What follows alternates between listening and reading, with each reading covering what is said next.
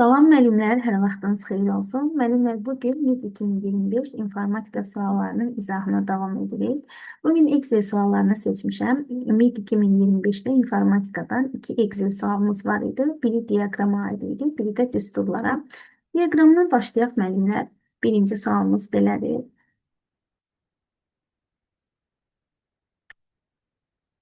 Müəllimlər, sual belədir ki, bir xanasının qiyməti gizlədilmişdir və A2, C2 diapazonuna əsasən qurulmuş diaqrama görə B2 xanasının qiyməti neçədir? Müəllimlər, burada B1 gizlədilibdir, ancaq bizdən B2-nin dəyəri soruşulur, yəni qiyməti soruşulur. Biz B1 xanasında nə olduğunu bilmirik, onu bir x-lə əvvəlcədən qeyd edək, yəni B1 bərabərdir x-ə, yəni məchuldur, hələ ki bunun qiymətini bilmirik. Və nəticədə bizdən nə soruşulur? B2 soruşulur, düzdürmü? İndi müəllimlər, mən dərslərdə də qeyd edirəm. Bu diaqramda baxırıq ki, 43%-dir, 14%-dir. Burada da 43%-dir. Yəni bu 43-lər eyni ədədi ifadə edir. Yəni hansı xanalardırsa bunların qiymətləri bərabərdir. Saat əqrəbi üsulundan istifadə edərək təbii ki, buna deyəcək A2, bu olacaq B2, bu da olacaq C2. Baxırıq ki, faizləri bərabər olanlar hansılardır? A2 ilə C2. Demək, bunları ifadə edən ədədlər də bir-birinə bərabərdir. O zaman əvvəlcədən yaza bilərik ki, A2 bərabərdir C2. Çünki A2 də 43%-dir, düzdürmü?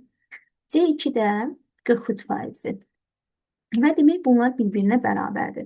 İndi başlayaq hesablamağa müəllimlər. A2-nin qiymətini hesablayaq. A2 bərabərdir C1, C1 12 çıxılsın A1, yəni 6 bölünsün 2-yə. Nəyə bərabərdir? 3-ə bərabərdir. B2-ni hesablasaq, B2 bərabərdir B1, yəni B1 də bilmirik, əvvəlcədən x işarə eləmişik. 2 çıxılsın A1, 6 bölünsün 4-ə. C2-ni hesablasaq, C2 bərabərdir A2. A2-nin qiyməti 3-dür. Üstə gəlsin 2 vurulsun B2, yəni x minus 6 bölünsün 4. Çıxılsın 2. İfadəni biraz da sadələşdirsək, 3-dən 2 çıxdıq, burada qalır 1. Üstə gəlsin 2 ilə də 4-ü ixtisar eləsək, x minus 6 bölünsün 2-yə. Artıq biz A2-nin C2-yə bərabər olduğuna görə, yəni bu ədədlər bu ifadəni bir-birinə bərabər götürəcək. Yəni 3 bərabərdir. 1 üstə gəlinsin, x minus 6 bölünsün 2-yə. Məxrəcdən azad olmaq üçün hər tərəfi 2-yə vursaq, burada demək olacaq 2 üstə gəlsin, x minus 6 bərabərdir 6-ya. Buradan da x minus 6 bərabərdir 4-ə, x-imiz də bərabərdir 10-a. Biz əvvəlcədən B1-i nə ilə işarələmişdik? X-lə. Yəni, B1-in qiyməti nəyə bərabər oldu? 10-a bərabər oldu. Amma müəllimlər, diqqət etsək, məsələnin şərtinə bizdən B2 xanasının qiyməti necədir soruşur. B2 də burada nəyə bərabər idi? B2 yenidən yazaq. X minus 6 bölünsün 4. X-in qiyməti 10-dur. Ondan çıxırıq 6-nı bölürük 4-ə. 4 bölünsün 4 nəyə bərabərdir? 1-ə bərabər olmuş olacaq. Yəni, bu sualın cavabı olacaq 1. Sonra növbəti suala baxaq müəllimlər. Növbəti sualımız düstura aiddir. If funksiyası ilə əlaqəli olaraq bir sualdır.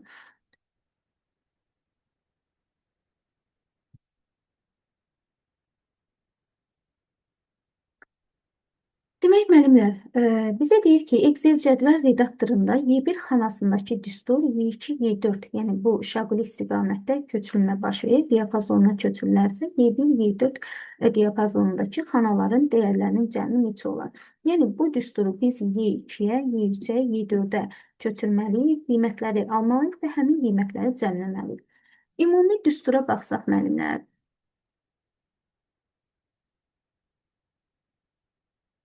müəllimlər, if funksiyasında ümumi bir qayda yazacağım. Deyək ki, bərabərdir if. Yəni, burada şərt yazıram. Yəni, hər hansı bir ifadə nə olursa olsun, onu bir şərt adlandırıram. Bura yazıram əməliyyat 1, özüm belə adlandırıram. Necə istəyirsiniz adlandıra bilərsiniz. Burada yazıram əməliyyat 2. Yəni, bu şərt ödənərsə, yəni turu qiymətini alarsa, şərt doğru olarsa, əməliyyat 1 icra olunur müəllimlər. Əgər false olarsa, əməliyyat 2 icra olunacaq. İndi eyni bu qaydanı düsturlara tətbiq edəcəyik. Hələ ki, biz düsturu köçürək. Demək, bu hansı xanaya yazılmışdır? Y1 xanasına yazılır, düzdürmü? Bir dənə bunu belə görüşdürək. Necə deyək də? Demək, müəllimlər, bu yazılıb Y1-də. Düzdürmü? İndi bizə deyir ki, bunu aşağı, yəni şaquli istiqamətdə sürüşdürür. Ümumiyyətcə, müəllimlər, şaquli istiqamətdə sürüşdürdükdə düz durur. Burada yəni sütunlar dəyişmir. Sütunlar dəyişmir. Yəni şaquli istiqamətdə dedikdə sütun dəyişmir. Burada da üfüqi istiqamətdə isə sətirlər dəyişmir. Sətirlər dəyişmir. İndi yəni A-dırsa A olaraq qalacaq, C-dirsə C olaraq qalacaq, D-dirsə D olaraq qalacaq. Yəni bunlar dəyişməyəcək. Amma sətirlər aşağı endikcə bir vahid artacaq. İndi Y1 xanasındakı bu düsturu Y2 xanasına köçürsək, Y2 bərabərdir if. Əslində bunu hər hissəni buraları yazmağa ehtiyac yox. Sadəcə anlaşılsın deyə mən yazıram yenidən. A1, A1-in qiyməti artıq Y1-dən Y2-yə köçürəndə bu olacaq A2 vurulsun 2 kiçikdir 44. Sonra C1 artıq C2 olacaq. D1 də D2 olacaq. Kiçikdir 30. Sonra burada 13. Sonra da 7. Bəzən burada hər hansı bir hesablamalı ifadə də ola bilər. İndi burada sadəcə ədəd verilibdir. 13 ilə 7. Sonra Y2 xanasından köçürdük. Y3 xanasına köçürsək, yenə if or A2 artıq olacaq A3 vurulsun 2 görsünüz sütunlar dəyişmir. Yəni bunu demək istəyirdim. Vurulsun 2 kiçikdir 44. C3 çıxılsın D3 kiçikdir 30. Düzdürmü? 13 7. Sonra Y4 xanasına köçürəndə Y1-dən Y2-yə köçürdük, Y3-ə köçürdük. Y4-ə köçürsək yenə if or yenə bu A3 olacaq A4. Gördüyümüz kimi A gedir, C gedir. Yəni sütunlar dəyişmir. Vurulsun 2 kiçikdir 44. C4 çıxılsın D4 kiçikdir 30. 13 bitti. Artıq müəllimlər düsturları köçürdükdən sonra nəyə diqqət edirik? Bunları sadəcə hesablamaq lazımdır. Necə hesablayırıq? İndi baxırıq ki, müəllimlər, birinci Y1 xanasında qiyməti nəyə bərabərdir? Onlara ayrıca baxsaq, bilirik ki, ümumiyyətcə orada neçə şərt varsa, onlardan bir dənəsi ödənsə yetərlidir ki, biz ona true deyək. Və düzdürmü? Əhdə bilirik ki, hər şərt ödənir. Yəni 4 şərt varsa, 3 şərt varsa, 2 şərt varsa, hamısı ödənməlidir ki, biz ona true deyək. Amma orada bir tərəfin, yəni bir şərtin ödənməsi yetərlidir ki, biz ona true deyək. İndi Y1-i hesablasaq müəllimlər, baxın Y1-i burada ayrıca hesablayaq. Və deyir ki, A1 vurulsun 2. A1-in qiyməti nəyə bərabərdir? 22. Yəni 22-ni vururam 2-yə olur 44. Sadəcə bu hissəsini yazıram. 44 kiçikdir 44-dən. Bir dənə şərtim budur. İndi C1 çıxılsın D1. C1-in də qiyməti nəyə bərabərdir? 55. 55 çıxılsın 24. Düzdürmü? Bu da burada 1, 31. Yəni 31 qədər kiçikdir 30-dan. Yox deyirəm. Həm bu ödənmədir, həm də bu. Yəni burada A1-i vurduq 2-yə 44 oldu. Yəni 44 kiçikdir 44-dən. Sonra da növbəti şərti yoxladıq. C1-dən çıxdıq D1-i 31, 31 kiçikdir 30-dan. Yəni bu bizə hər iki şərt, ora görə bu da false verdi, bu da false verdi. Orada da 2 dənə false, yəni false oldu. False desək, yəni nəyə bərabərdir? False-a. Yəni şərt ödənmədiyinə görə 13-ü yox, yəni şərt ödənsəydi 13-ü nəticə olacaqdı. Yəni bu funksiyanın qiyməti olacaqdı 13. Amma ödənmədiyinə görə, yəni burada false olduğuna görə nəticədə 7 götürür. Düzdürmü? İndi keçək Y2 xanasını hesablamağa. Demək, Y2-də indi nə deyir müəllimlər? A2 vurulsun 2. A2-nin qiyməti 16-dır. İndi Y2 üçün hesablayaq. 16 vurulsun 2. İndi bunu birbaşa yazaq.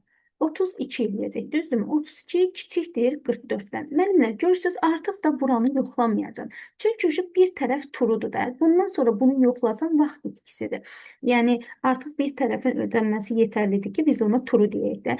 Çünki mən A2-ni vurdum 2-yə. Hansı qiyməti aldım? 32. Dedim ki, 32 kiçikdir 44-dən. Hə dediyimə görə də ikinci şərt ödəməyə ehtiyac yoxdur. Biz nə dedik? Dedik ki, orada yetərlidir ki, bir şərt, yəni true olsun ki, biz nəticəyə true deyə bilək. Yəni bu orun nəticəsi də true olduğuna görə bizə nə qaytaracaq? 13-ü qaytaracaq. Bunu buradan yazaq. Necə dəqiqə? Bunları bir götürək.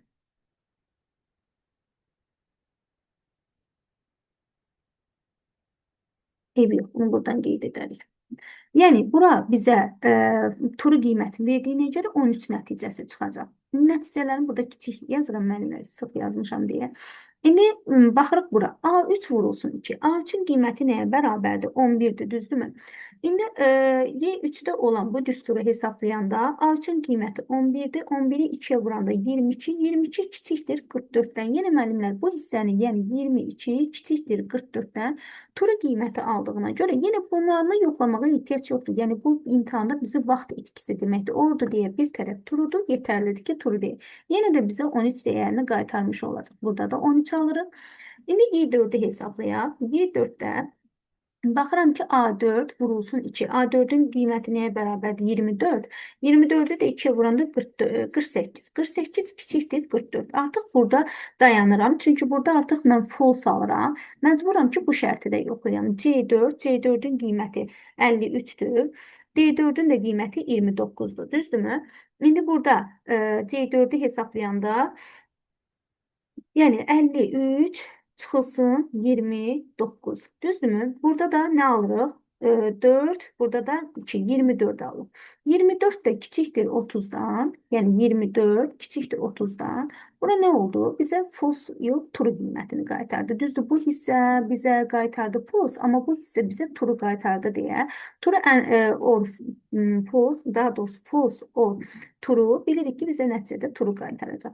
Ona görə də burada da yenə 13 dəyərini bizə qaytarmış oldu. Yəni biz burada aldıq 7-ni müəllimlər. Burada aldıq 13-ü, burada aldıq yenə 13-ü, burada yenə aldıq 13-ü. Nəyə görə 13? Bir daha vurğulayıram. Çünki bizdə burada 2 dənə şərt var. 2 dənə şərtdən birinin ödənməsi yetərlidir ki, biz onunla true deyək. Birincidə heç bir şərt ödənmədi. Yəni nə 32 44-dən kiçik oldu, nə də ki C2 çıxılsın D2-də 31 30-dan kiçik olmadı. Ona görə də bizə nəyi qaytardı? Daha doğrusu burada. Bizə baxın burada qeyd etmişəm. Qaytardı 7-ni. Çünki hər ikisi false olduğuna görə 7-ni qaytardı. Burada artıq bir tərəf 32 kiçikdir 44, digərini yoxlamağa ehtiyac yoxdur, 13-ü qaytardı. Burada da 22 kiçikdir 44, digər tərəfi yoxlamağa, yəni digər şərti yoxlamağa ehtiyac yoxdur, yenə 13-ü qaytardı. Amma burada baxıram ki, 48 kiçikdir. Yəni bax bu şərtdə aldım 48 kiçikdir 44. Yəni false aldım. Ona görə də mütləq bunu artıq yoxlamalıyam. Çünki birini false almışamsa bəlkə bu turudur. C4 çıxılsın. D4-ü də hesablayanda bizə qaytardı 24. 24 də deyirik ki, kiçikdir 30. Artıq nə oldu? True oldu. False or true da bizə true qaytardığına görə yenə də 13-ü bizə qaytarmış olacaq. İndi bizə nə deyirdi? Y1, Y4 xanasındakı qiymətlərin cəmini tapın. 7 üstə gəlsin, 3 dənə də 13-dür. 3 vurulsun 13. Nəyə bərabərdir? 46-ya bərabər olmuş olacaq. Bu sualımızın da cavabı olacaq 46. Sadəcə müəllimlər, burada nəyə diqqət elədik? Orada bir şərtin ödənməsi yetərlidir ki, biz ona true deyək və sütun boyunca sürüşdürmədə sütunlar dəyişmir, sadəcə sətirlər dəyişir. Və if-in də, if funksiyasında əsas məqam nədir? Şərt ödənərsə birinci ifadə, yəni true olarsa birinci ifadə, false olarsa ikinci ifadə düstura dəyər kimi götürüləcək. Bugünlük də Excel suallarının izahını yekunlaşdırdıq. Müəllimlər, növbəti dəfə digər sualları izah edəcəm. Sağ olun.